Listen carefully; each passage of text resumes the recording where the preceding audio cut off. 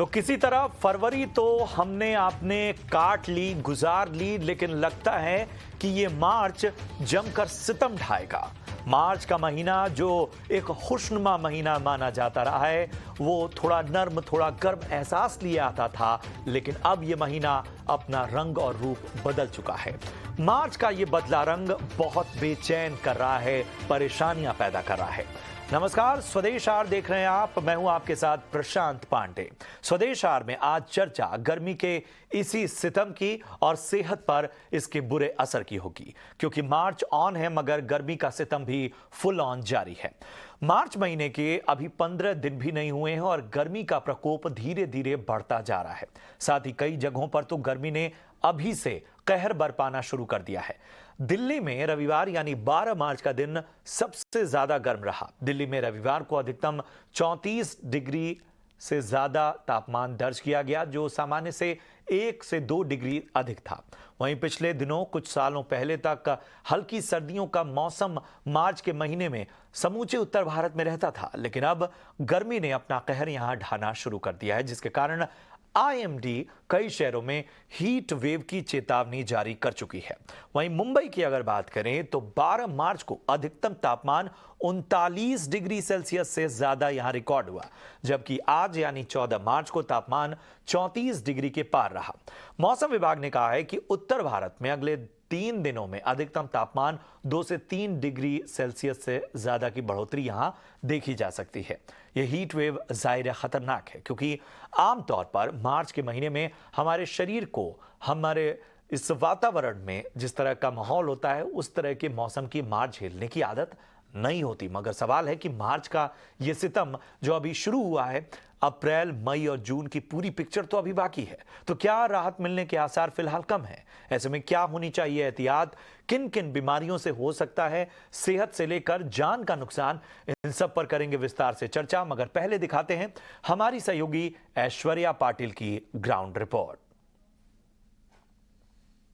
Summer has arrived early. इस साल जो है मिड फरवरी से ही हमने देखा कि एक हीट वेव कई सारे शहरों में भारत में देखा गया। इनफैक्ट कई शहरों में हमने 40 डिग्री सेल्सियस तक का रिकॉर्ड टेम्परेचर महसूस किया, और लोग जो है इस हीट को कैसे बीट कर रहे हैं आइए जानते हैं। मुंबई में फिलहाल हम एक स्टॉल पर हैं जहां पर काफ़ी सारी भीड़ लगती है। लोग लस्सी, कोल्ड ड्रिंक्स, ये सारी चीज़ें पीना पसंद करते हैं। कुछ लोगों से जानते हैं कि वो इस हीट को कैसे बीट कर रहे हैं। अभी गर्मी की समय है, लंच किया, उसके बाद फिर कुछ ठंडी लेने की इच्छा हुई तो हम यहाँ पे आके लस्सी लेते हैं। हमारा ऑफिस बिल्कुल यहीं पे है। We come every day here, so lassi I think is good for health also, so that's why I prefer lassi. गर्मी से बचने के लिए तो कुछ नहीं करता है इंसान। गर्मी तो होती है, थोड़ा ठंडा वगैरह पी लेता है, गर्मी से थोड़ा बचता है, छांव में बच के काम करते हैं, बस ये है अपना। अभी तो ये तो लस्सी पी रहा हूँ टू बी ऑनेस्ट। तो मतलब अभी तो ऐसा नहीं है कि अंदर ही रहते हैं मैक्सिमम टाइम, बट अगर इफ बाहर जाते हैं तो कोल्ड ड्रिंक्स और लस्सी फीजेबल। हीट फील हो रही है लेकिन हाँ, बहुत। और चलिए, आपने देखा कि किस तरह से लोग बता रहे हैं कि फिलहाल गर्मी उन्हें महसूस हो रही है। वो ज़्यादातर वक्त जो है वो अपने ऑफिसेज में या अपने घरों में अंदर ही रहते हैं, लेकिन जब बाहर निकलते हैं तो गर्मी का सितम वो महसूस करते हैं। और इसी मुद्दे पर अपने ख़ास मेहमानों का अब हम रुख करते हैं चर्चा के लिए। हमारे साथ सबसे पहले परिचय करा दूं, हमारे साथ जीपी शर्मा साहब हैं, जो कि प्रेसिडेंट हैं metrology and climate change Skymet से। शर्मा साहब, बहुत बहुत स्वागत आपका ईटी नाउ स्वदेश में। इसके साथ ही डॉक्टर नरेश चावला हमारे साथ जुड़ रहे हैं, वाइस प्रेसिडेंट हैं दिल्ली मेडिकल काउंसिल से और फॉर्मर नेशनल जॉइंट सेक्रेटरी हैं इंडियन मेडिकल एसोसिएशन से। आपका भी बहुत बहुत स्वागत सर। और सबसे पहले शर्मा साहब, मैं आपके पास आना चाहूँगा। जिस तरह की स्थितियां हैं, क्या संकेत मिल रहे हैं? क्योंकि जो सबसे बड़ा प्रश्न है वो ये है कि मार्च जो एक खुशनुमा मौसम माहौल माना जाता था, अगर हम मान के चलें शायद जो दक्षिण भारत है या मुंबई और महाराष्ट्र रीजन को छोड़ दें, फिर भी उत्तर भारत के ज़्यादातर हिस्सों में हल्की जो है वो गुलाबी सर्दी या एक तरह का नर्म गर्म मौसम रहता था। लेकिन ये इस तरह की तस्वीर, इस तरह की पिक्चर हमने पहली बार देखी है।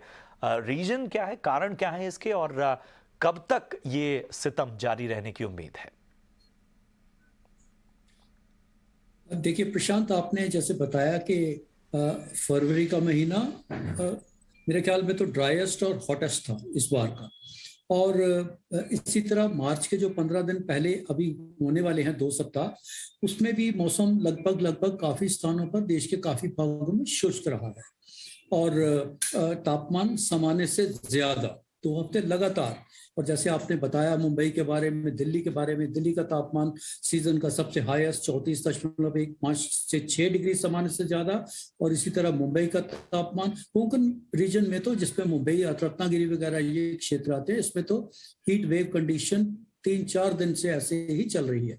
आज का दिन में भी मुंबई का तापमान 37 डिग्री से ज्यादा था, 37.4 के आसपास था, जो कि सामान्य से एक बार फिर लगभग 5 डिग्री ज्यादा है। ये सब हीट वेव कंडीशंस हैं। गुजरात सबसे गर्म मेरे ख्याल में तो स्टेट है, जिसमें सभी क्षेत्रों में, सभी शहरों में लगभग तापमान 37-38 तो है ही, कई जगह 38 से ज्यादा डिग्री है। इसी तरह राजस्थान के क्षेत्र हुए, मध्य प्रदेश के पश्चिमी मध्य प्रदेश विशेषकर, उसके क्षेत्रों में तापमान 38-39 डिग्री इसके आसपास है। तो 15 दिन जो पहले मार्च के हैं वो तो गर्म रहे हैं, लेकिन लगभग देश के सभी भागों में ही तापमान, मध्यवर्ती भाग कहें, उत्तरी भाग कहें या दक्षिणी भाग कहें, सब जगह तापमान ज्यादा। और आपने जैसे कहा कि उत्तर भारत में स्प्रिंग सीजन में इन दिनों में हम उम्मीद करते हैं कि कम से कम हल्की सी सर्दी का एहसास हो, गुलाबी सर्दी जैसे आपने कहा उस तरह का हो, लेकिन ऐसा बहुत कम देखने को मिला है। और दोपहर में तो काफी गर्मी हो रही है, करीब सभी जगह तापमान, सभी जगह मिड-30s जिसको कहते हैं हम, 34-35, 33, 34-35 सभी जगह ऐसे तापमान है। एक तो आपने पूछा कि कारण इसका क्या है।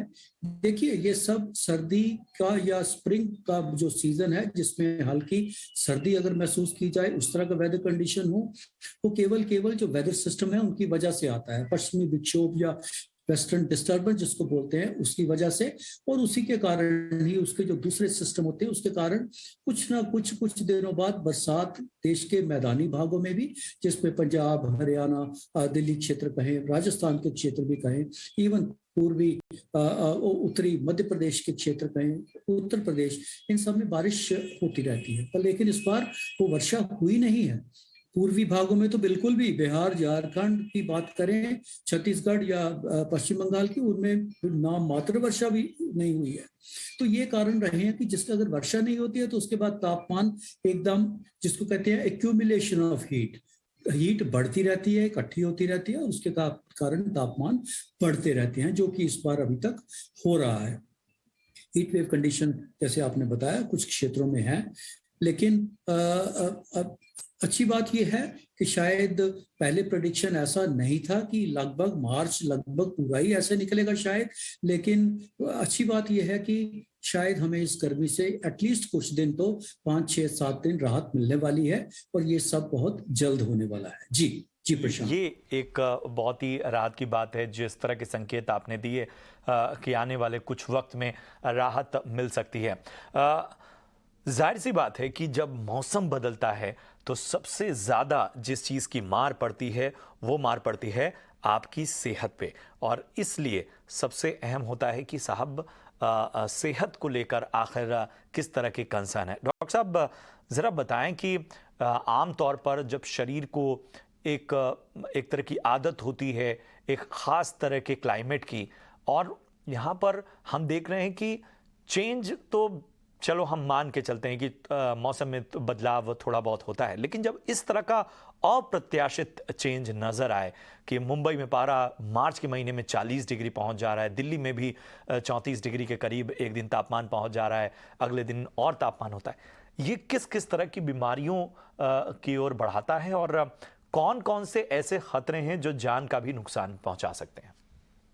देखिए प्रशांत, पहली बात तो गर्मी पहली बार नहीं आई है, हर साल आती है, ये सच है। देखो, जो हो रहा है उसकी हमें हैरानी भी नहीं है। डिफॉरेस्टेशन, एलिनो इफेक्ट, ग्लेशियर का पिघलना, ग्लोबल वार्मिंग, ओजोन लेयर का खत्म होना, ये सब हम सब वी आर नॉट सरप्राइज्ड। ये चीज आने वाले सालों में मेरे मित्र जीपी शर्मा जी भी एडमिट करेंगे कि ये चीजें बढ़ने वाली है। तो अब आ गई बात कि लोग बाग करें क्या? जैसे कि आपने कहा जी फरवरी इतनी गर्म कभी नहीं होती थी, एकदम गर्मी आ गई, लोग बाग अपना प्रिपेयर नहीं कर पाए। तो मैं लोगों को एक ही बात कहता हूँ, यस, जैसा मौसम है वैसे अपने आप को तैयार कीजिएगा। नंबर 1, लूज़ क्लॉथ्स पहनिएगा। सबसे बड़ा बचाव गर्मी का अगर मुझसे कोई पूछे, तो उसका नाम है सिंपल पानी का इंटेक। पानी किसी भी फॉर्म में, चाहे वो प्लेन वाटर की फॉर्म में हो, चाहे वो लेमन वाटर हो, चाहे वो नारियल पानी हो, चाहे वो नींबू पानी हो, चाहे वो कांजी हो, चाहे वो दही की लस्सी। आज की गर्मी में हमें कम से कम एक एवरेज अडल्ट को जो कि 60 किलो का है, उसको 3, साढ़े 3, 4 लीटर पानी ज़रूर पी लेना चाहिए। बाकी देखो आने वाले दिन में गर्मी बढ़ेगी, इसमें कोई शक नहीं है। हर साल हम ये चीज़ें अब देख रहे हैं, अब वो मई-जून में देखते थे। It has come quite early, it has taken by surprise. उसकी वजह से अब ये कहना कि एक जो नया कीटाणु आ गया है वायरस का H3N2, ये उसका कारण की वजह से तो नहीं है, तो हम ऐसा नहीं कहेंगे। तो सबसे बड़ी देखभाल है कि लोग बाग अपनी देखभाल करें। देखभाल में सबसे ज़रूरी मैंने पानी का महत्व बताया, लूज़ क्लॉथ्स पहने। नंबर 2, जो हमारे बड़े बूढ़े हैं, जो पर्टिकुलरली जिनको की कोमॉर्बिडिटीज़ हैं, जो 60-70 के ऊपर हैं, उनको कोई शुगर या अनकंट्रोल्ड ब्लड प्रेशर वगैरह या कोई heart disease, lung disease, kidney disease, liver disease बीमारी हैं, उन लोगों का हमें ज़रा ध्यान ज़्यादा रखना होता है। जो एबल बॉडीड लोग हैं, वो तो सिर्फ ये देखें कि जिस टाइम गर्मी ज़्यादा है, वो 11 से 3 या 4 बजे तक धूप में ना निकलें। अपने वो काम जो आउटडोर काम हैं, वो जो आप 10-11 बजे से पहले करें और शाम को 4:30-5 के बाद करें। तो it is a matter of adjustment which happens each year, every year. थोड़ा-सा हमें इस बार तकलीफ थोड़ा जल्दी आ गई है गर्मी, तो हमें थोड़ा इसको ज़्यादा करना पड़ेगा। ये तो देखना पड़ेगा कि मार्च के अंत तक बदले जब टेम्परेचर वो उठता है या बीच में, जैसा कि शर्मा जी कह रहे थे कि हमें कुछ रिलीफ मिलने वाला है, तो that will be quite welcome. बिल्कुल, तो जैसे मौसम बदले उसी तरह से आपको अपने आप को तैयार करना चाहिए। एक लाइन की जो सबसे अहम सलाह है डॉक्टर साहब की ओर से, ये आपको मिलती हुई आपकी जो तैयारी है वो पहले से और ज़्यादा बेहतर होनी चाहिए। शर्मा सर, एक चीज़ समझना चाहूँगा, जब मौसम बदलता है या इस तरह के अप्रत्याशित बदलाव होते हैं, तो सबसे बड़ा जो प्रश्न उठता है वो ये है कि जो हमारी खेती है, खेती किसानी है और जो हमारी फसलें हैं, उन पर इस तरह का क्या इम्पैक्ट देखा जा रहा है? क्या आने वाले वक्त में कमेंट्रीज जिन पर निगाहें टिकी होंगी? देखिए, भारत जैसे हम सब कहते हैं कृषि प्रधान देश है। काफी सारे क्षेत्र, पर्टिकुलरली जो एग्री बाउल गिना जाता है, जिसको देश के मध्यवर्ती भाग और देश के उत्तरी भाग, पंजाब, हरियाणा, उत्तर प्रदेश, राजस्थान, मध्य प्रदेश, इनमें पर्टिकुलरली गेहूं की खेती विशेष मानी जाती है। और रबी के सीजन में गेहूं और उसके बाद खरीफ का मौसम आएगा तो राइस, पैडी, ये इसको विशेष माना जाता है। तो बढ़ते हुए तापमानों को देख के ये चिंता जरूर हो रही थी। और ऐसा कहा जाता है कि जब भी मौसम अनुकूल नहीं हो एग्रीकल्चर के, खेती के, इन फसलों के, तो उसमें उसका दुष्प्रभाव पड़ता है, यील्ड कम होता है, उसकी प्रोडक्टिविटी पर असर पड़ता है। और जैसे कि हमने 2021 में देखा भी था, उसके कारण काफी 3-4 मिलियन टन की फसल कम हुई थी वीट की। तो ऐसे ही अंदेशा इस बार भी, क्योंकि मौसम तो अनुकूल नहीं है, लेकिन उसके बावजूद भी कुछ विशेषज्ञ अभी बता रहे हैं कि शायद उसका उतना प्रतिकूल असर ना पड़े जितना माना जा रहा था पहले। पर मेरा तो ऐसा मानना है कि कोई भी तापमान ज्यादा, लगभग सामान्य से 4-5-6 डिग्री हो, वो उसके लिए सही तो नहीं माने जा सकते, क्योंकि यही समय है। देखिए, जो तो फसल अर्ली सोइंग जिसको बोलते हैं पंजाब, हरियाणा वगैरह रीजन में, उसका तो generally first week of April में उसका समय शुरू होता है कटने का, और उससे पहले भी हार्वेस्ट सीजन शुरू हो जाता है। और जो थोड़ी बाद में होती है उसकी लगभग बैसाखी जिसको हम बोलते हैं अप्रैल के महीने में, मिड अप्रैल के आसपास, उससे 5-7 दिन पहले उसकी कटाई शुरू होती है। तो क्योंकि अभी समय है, मैं तो कह रहा हूं अभी जिस राहत की मैंने बात की, कहीं वो ऐसा ना हो कि ये राहत जरूर हो जाए गर्मी के पॉइंट ऑफ व्यू से, लेकिन जो फसलें हैं, अगर ये एक्टिविटी थोड़ा सीवियर हो जाए, जो कि ज्यादा चांस नहीं है, पर उस पर असर पड़े, उसको दुष्प्रभाव पड़ सकता है ऐसे मौसम का, जो कि जिसकी मैं बात कह रहा हूं कि अगले कुछ दिनों में हमें मौसम में बदलाव देखने को मिल सकता है। बिल्कुल, बहुत अहम बात शर्मा साहब आपने कही। डॉक्टर साहब, एक चीज मैं समझना चाहता हूं, जब ऐसे मौसम में जो आउटगोइंग लोग हैं, जिनका काम ज्यादातर बाहर होता है, उन्हें किस तरह की एडवाइस एडवाइस होगी और किन किन बड़े खतरों का जिसके बारे में मैंने पहले भी कहा उनसे बच के रहने के लिए हमें एहतियात रखनी चाहिए? ये प्रशांत, जो हीट स्ट्रोक या हीट जो कि लू लगना कहते हैं, वो नॉर्मली 45-44 टेम्परेचर से पहले स्टार्ट नहीं होता है। तो आम लोगों को तो इतना ही बचाव है, अपने हेड को कवर करो। जो लेडीज हैं वो पैरासोल यानी कि छाता उठा सकती हैं। बच्चों को, क्योंकि बच्चों को स्कूल जाना होता है, वो थोड़ा सा अपने सिर को कवर करें। जो थोड़े बड़ी उम्र के हैं वो सिर पे कोई अंगोछा रख सकते हैं। तो ये छुट-पुट बचाव है जिससे हम अपने आप को बचा सकते हैं। लेकिन मैं सबसे बड़ा बचाव कहूँगा, दैट इज़ जब भी आप घर से बाहर निकल रहे हैं, अपनी पानी की बोतल लेके चलिएगा। पानी इज़ द अल्टीमेट बचाव, उसी से हम हमेशा बचते आए हैं। और पानी का भी देखिएगा, हमारे देश में लोगों को बड़ी गंदी आदत है, वो एयरेटेड ड्रिंक्स पीते हैं। तो मेरी सलाह है आपके चैनल के माध्यम से, काइंडली अवॉइड एयरेटेड ड्रिंक्स जिसमें सब ये केमिका-लिम्का और ये सोडा वगैरह होती हैं।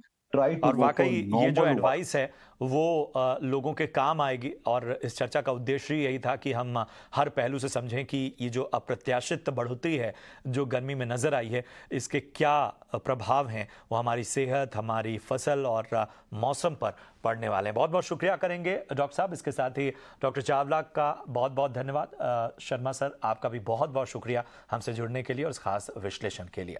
चलिए बढ़ते हैं आगे। केंद्रीय मंत्री राजीव चंद्रशेखर ने ईटी नाउ स्वदेश से खास बातचीत में कहा है कि सिलिकॉन वैली बैंक के संकट से उन भारतीय स्टार्टअप्स पर असर पड़ा है जिनका पैसा वहां जमा था।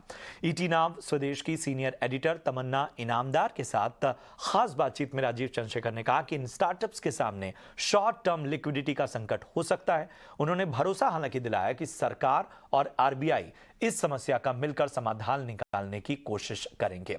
राजीव चंद्रशेखर ने कहा कि भारत का बैंकिंग सेक्टर बहुत मजबूत है और अमेरिकी संकट का असर उस पर नहीं होगा। सिलिकॉन वैली बैंक के क्राइसिस के बाद सवाल उठे हैं कि भारतीय स्टार्टअप्स का क्या होगा, खासकर उन स्टार्टअप्स का जिनके डिपॉजिट्स इस सिलिकॉन वैली बैंक में ठप पड़े हुए हैं।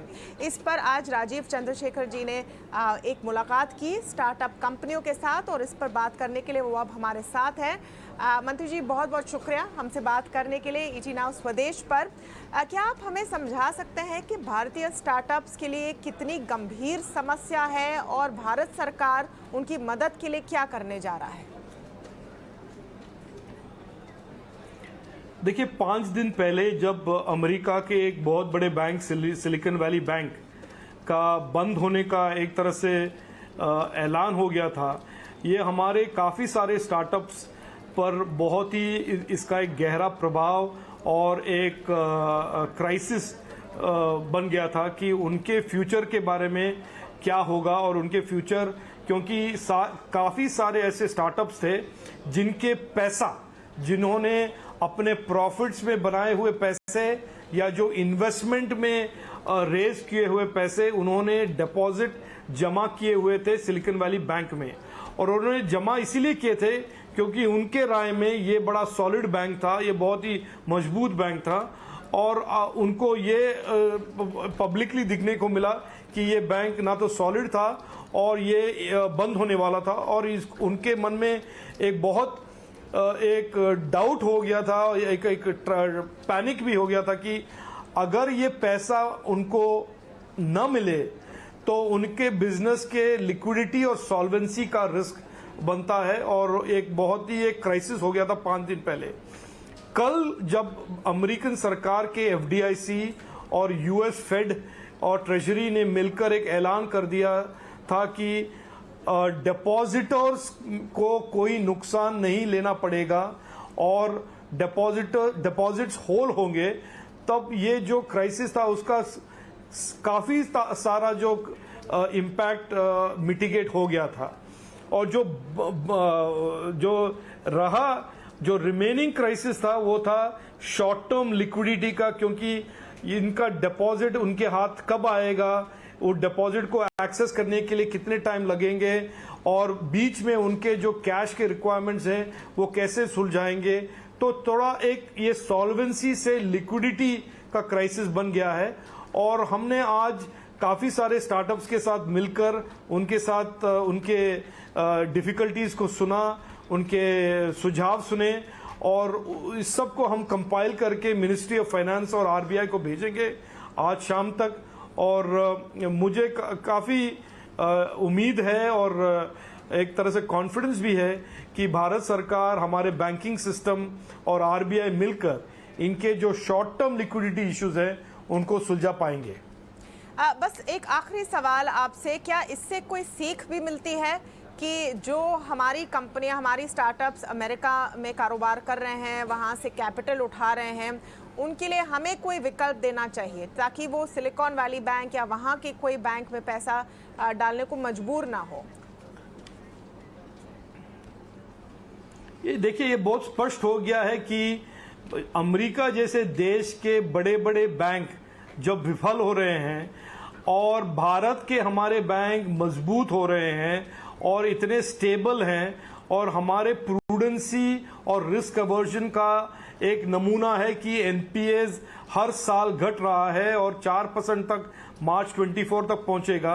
एक तरह से दुनिया में और हमारे स्टार्टअप की दुनिया में इन पर्टिकुलर ये काफ़ी एक तरह से मैसेज चले गया है कि अगर हो सके तो इंडिया बैंकिंग सिस्टम के साथ ही हम डील करें, क्योंकि ये दुनिया के सबसे शक्तिशाली बैंकिंग सिस्टम यानी अमेरिका, सबसे अच्छे रेगुलेटेड सिस्टम यानी कि अमेरिका, उससे भी स्टेबल हमारा बैंकिंग सिस्टम बन गया है और बन चुका है। तो ये उनके सुझाव थे कि वो इंडियन बैंकिंग सिस्टम के साथ जोड़ना चाहते हैं, हमारे आईएफएससी, गिफ्ट सिटी के फॉरेन बैंक के साथ जोड़ना चाहते हैं।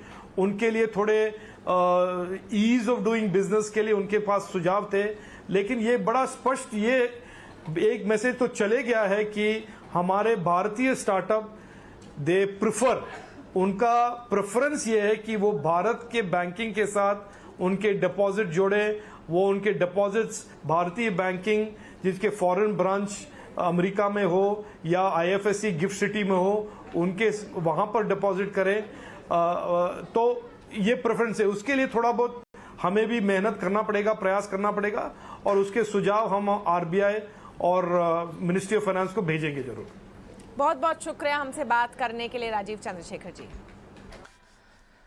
और चलिए इसी के साथ इस बुलेटिन में इतना ही, लेकिन ब्रेक के बाद जैसा कि आपने चर्चा देखी कि किस तरह से जो एसवीबी संकट है उसका असर जो है स्टार्टअप्स पर पड़ रहा है, लेकिन ये संकट है क्या, इसको पूरी तरह से डिकोड करेंगे, स्टार्टअप्स का इसमें किस तरह की मुश्किलें हैं, इन सब के बारे में ब्रेक के बाद एक खास शो देखना बिल्कुल मत भूलिए।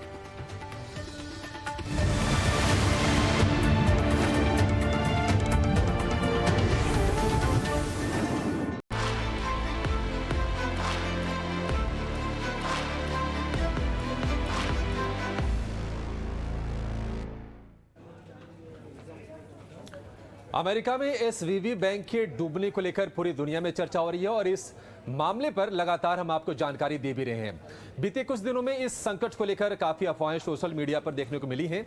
बार बार भारत में भी संकट को लेकर चेतावनी दी जा रही है। ऐसे में आज स्वदेश पाठशाला में हम आपको सच बताएंगे और बिजनेस के भारी भरकम शब्दों को बेहद आसान भाषा में बताते हुए इस पूरे संकट को समझाएंगे और ये भी बताएंगे कि डरने की बात नहीं है। स्वदेश का मकसद यही है कि आपको किसी भी खबर के बारे में पूरी जानकारी दी जाए और आपको समझदार बनाया जाए।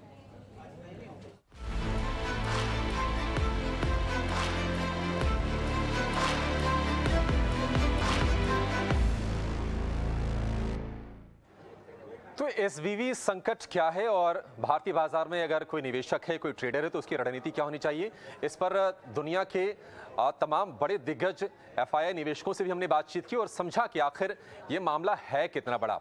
लेकिन आज सुमित ये शो करने का हमारा खास पर्पस ये है कि ऐसे लोग जिनको फाइनेंशियल मार्केट की समझ नहीं हो, जो बाजार की छोटी छोटी शब्दावलियों को या फिर जो भारी भरकम जो शब्द होते हैं जिनके अर्थ वो नहीं समझ पाते हैं, उनको भी हम गाइड करें और बिल्कुल आसान भाषा में पाठशाला जैसा कि हमने लिखा है एसवीबी संकट की एबीसीडी, बिल्कुल हम एबीसीडी समझाएंगे और बिल्कुल शुरुआत से चलिए शुरू करते हैं आपके साथ। Silicon valley bank, Sumit, silicon valley bank के नाम में लगा है।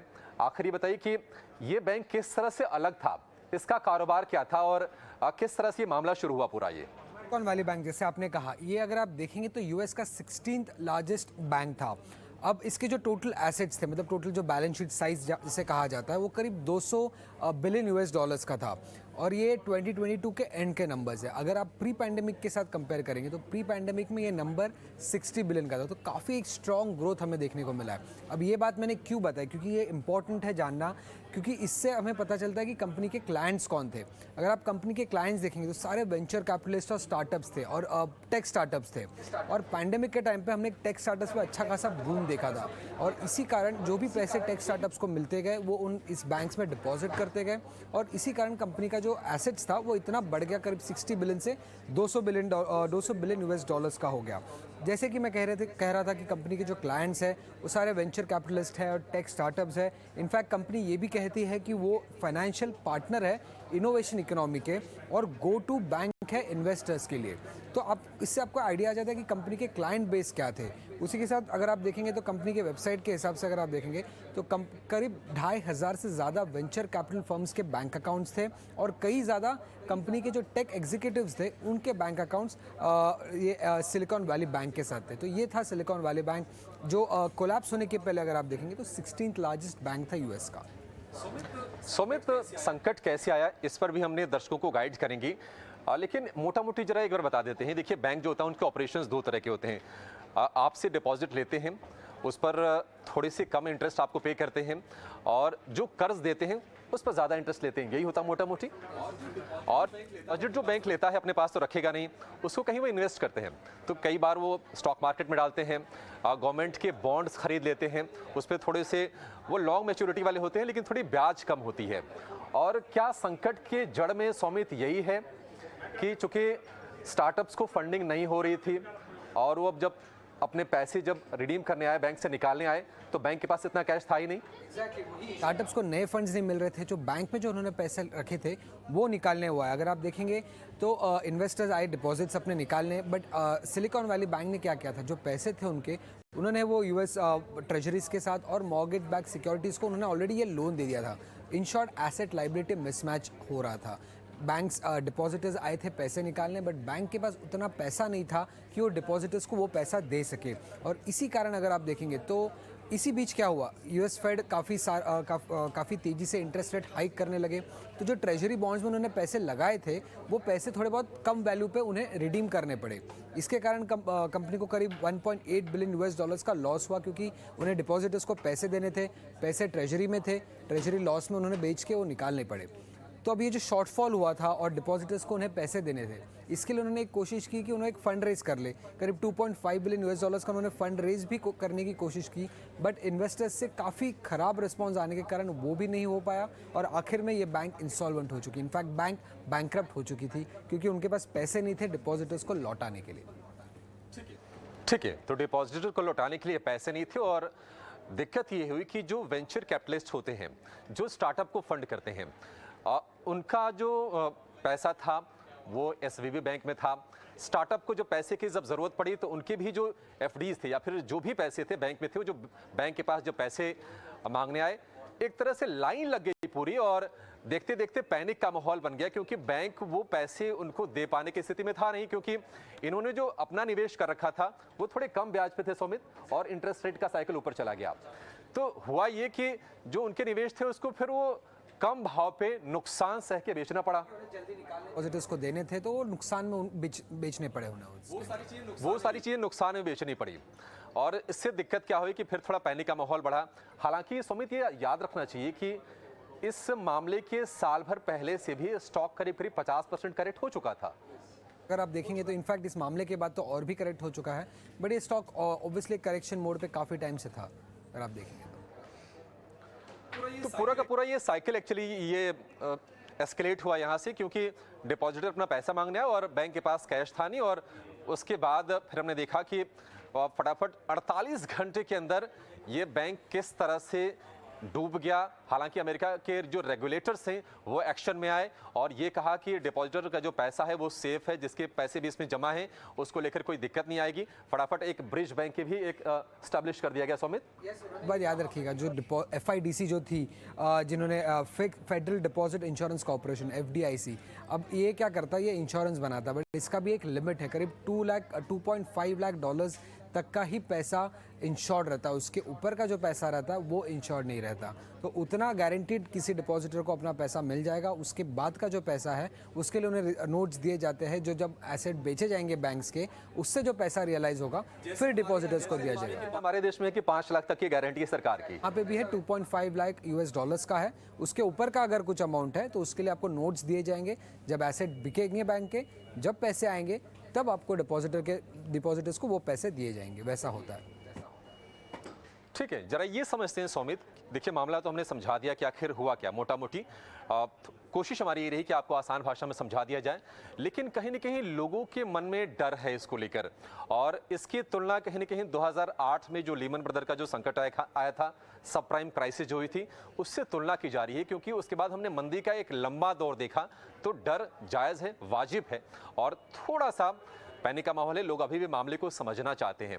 गुरमीत के पास चलेंगे और गुरमीत से समझेंगे कि आखिर वो किस तरह से पूरी सिचुएशन को देख रहे हैं और यहाँ से कारोबार पर, भारत की इकोनॉमी पर, यहाँ के बैंकों पर किस तरह से असर होगा, ये जानेंगे। गुरमीत जी, बहुत शुक्रिया आपका समय देने के लिए। आप ये बताइए कि भारत पर इसका कितना असर आप देख रहे हैं। हालांकि अगर हम बाजार की बात करें, शेयर मार्केट की, तो सेंटिमेंट के हिसाब से हम देख रहे हैं कि टूट रहे हैं पिछले 3-4 दिन से, और कहीं ना कहीं ग्लोबल लिंकेजेस है। आजकल के दौर में ग्लोबलाइजेशन के ज़माने में हर चीज़ जुड़ी हुई है। लेकिन आपको लगता है, क्योंकि वो एक डिफरेंट कैटेगरी का बैंक था जो कि स्टार्टअप के साथ डील करता था, वेंचर कैपिटलिस्ट के खाते थे उनके बैंकों में, तो उनका सेगमेंट अलग था। हमारे यहाँ माहौल थोड़ा सा अलग है। आप ये बताइए कि हमारे यहाँ क्या उस संकट का कोई असर आपको आता हुआ दिख रहा है, कितनी संभावना है उसकी? जब भी कोई भी बैंक सिस्टम में फेलर आता है तो उसका एक डोमिनो इफेक्ट होता है। तो स्ट्रक्चरली आपकी इकोनॉमी में उसका लिंकेज कम होगा, but second third order impact होता है। आपका स्टार्टअप्स का वहां पे कुछ फंड हो सकता है। हमने देखा बहुत सारी कंपनीज ने बताया कि उनकी कुछ सब्सिडीज के, हालांकि अमाउंट बहुत छोटा था। तो अगर टेक सिस्टम पूरा डिस्टर्ब होता है, जिसे हम प्राइवेट मार्केट बोलते हैं, तो उसका फिर सेकेंड ऑर्डर इम्पैक्ट आता है, क्योंकि अगर टेक स्टार्टअप्स फेल होते हैं तो फिर मास ले ऑफ्स होता है। सेकेंड थर्ड ऑर्डर में दूसरी जो कंपनीज उनकी सप्लाई चेन में है, वहां पे बैंक्रप्सीज आ सकती है, तो डोमिनो इफेक्ट आ सकता है, और इसलिए उसको कंटेन करना बहुत जरूरी है। यूएस ना फ्रैक्शनल रिजर्व बैंकिंग प्रैक्टिस करता है कि जो आपको डिपॉजिट मिलता है उसका एक फ्रैक्शन रिजर्व में रखता है और बाकी लेंडिंग होती है। तो अब आप ये उम्मीद नहीं करते कि सारे कस्टमर आके एक ही दिन पैसा मांगेंगे, लेकिन जब कोई क्राइसिस होता है तो सडनली एकदम से तो ये मुझे लगता है दो जगह पे एरर हुआ है। एक तो बैंक के लेवल पे क्लियर एरर है, एसेट लायबिलिटी मिसमैच का है, और बिल्कुल बहुत ही पुअर रिस्क मैनेजमेंट है।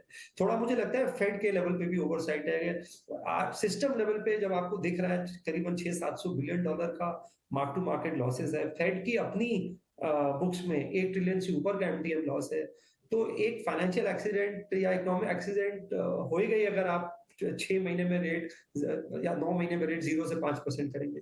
तो मुझे लगता है हमारा बैंकिंग सिस्टम काफी रोबस्ट है, पर थोड़ा सा शॉर्ट टर्म में ये डोमिनो इम्पैक्ट आ सकता है।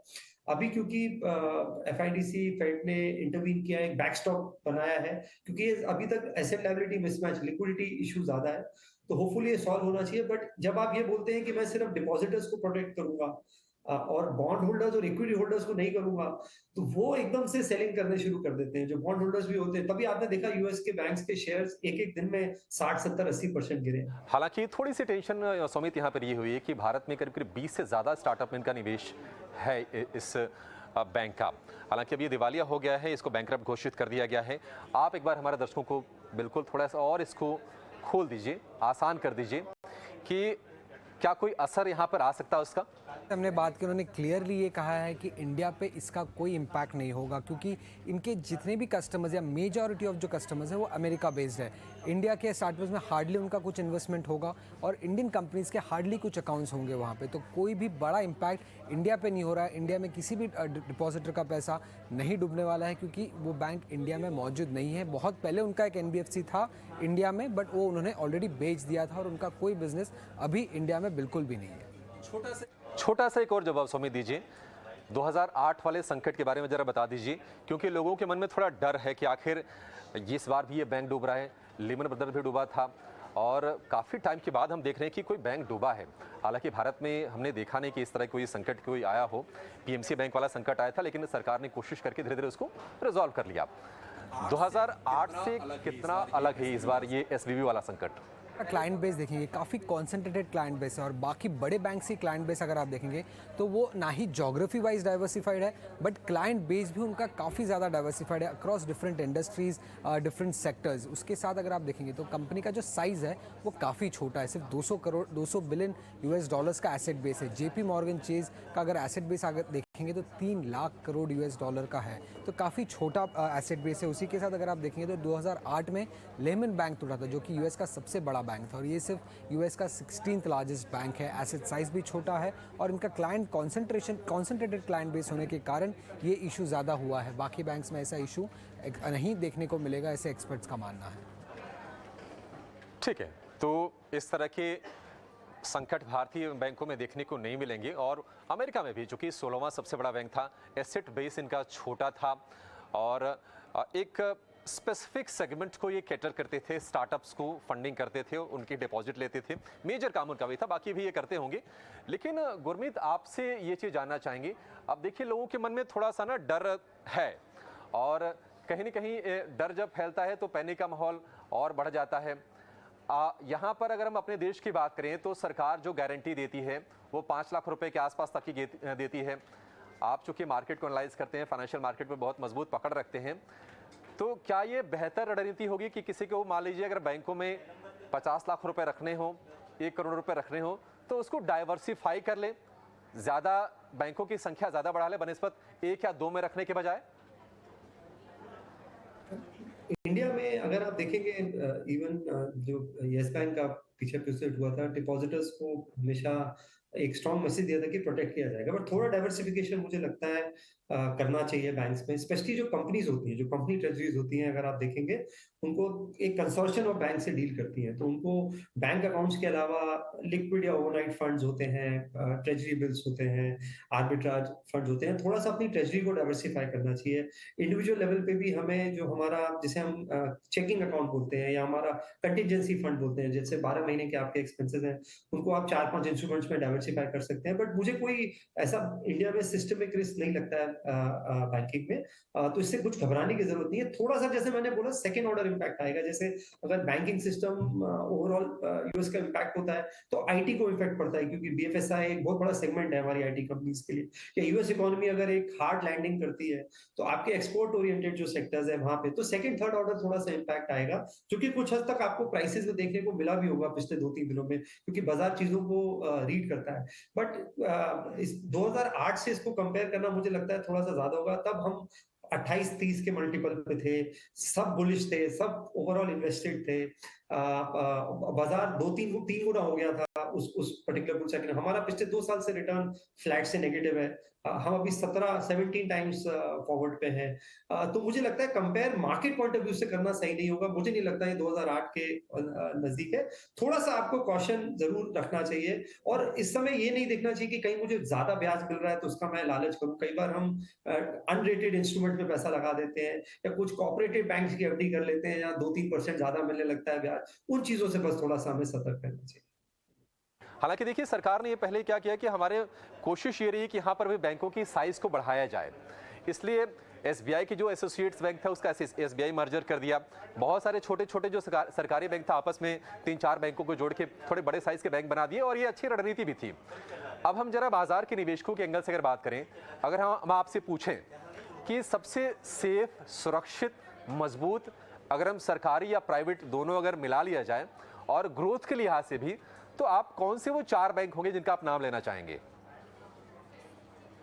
जैसे मैंने बोला, इंडियन बैंकिंग सिस्टम में मुझे कोई भी सिस्टमिक इशू नहीं लगता। पीछे अदानी एपिसोड हुआ था, मैंने तब भी बोला था कि थोड़ा कंसर्न ओवरडन है।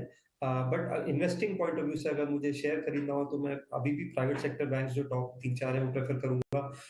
आप देखिए, ये जो जब ब्याज बढ़ती है तो जो आपका डिपॉजिट बेस होता है, लाइबिलिटी साइड बोलते हैं हम, वो डिफरेंशिएट करता है आपको। तो जिसमें भी कासा रेशियो ज्यादा है, जिसका भी रिटेल डिपॉजिट बेस ज्यादा है, उनको कॉस्ट ऑफ फंड्स भी लो रहता है, और बुक ग्रैन्युलर होने के आने में कोई रिस्क भी नहीं आता है जब भी कोई भी क्राइसिस मार्केट में आता है। तो मुझे लगता है आईसीआईसीआई बैंक आप देखिए, उनका बेस्ट एवर Q3 रहा है।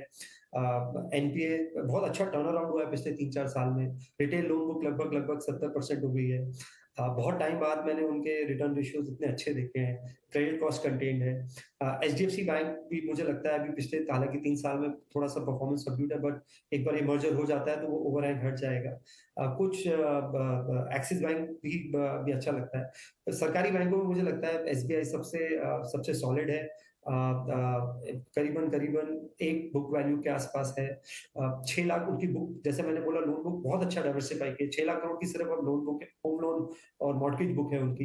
क्रेडिट कॉस्ट 1% से नीचे है। जो स्लिपेज है, रिस्ट्रक्चर्ड है बुक है, वो एकदम कंटेन्ड हो रखी है। और सबसे बड़ी बात आप बैंक्स में देखेंगे, हमारे यहाँ जो प्रोविजनिंग हम बोलते हैं वो लगभग 75-80% हो रखी है। तो अगर कल को कोई फ्यूचर थोड़ा बहुत एसेट क्वालिटी में कंसर्न आता है तो वो भी एक तरीके से कुशन्ड है। तो ये 3-4 बैंक्स आप दे सकते हैं। थोड़ा सा अगर आपको रिस्क ज्यादा लेना है और आपका रिस्क एपेटाइट ज्यादा है तो अच्छे कुछ मिड टीयर 2 प्राइवेट बैंक्स भी देख सकते हैं, जैसे फेडरल बैंक है, आईडीएफसी फर्स्ट है।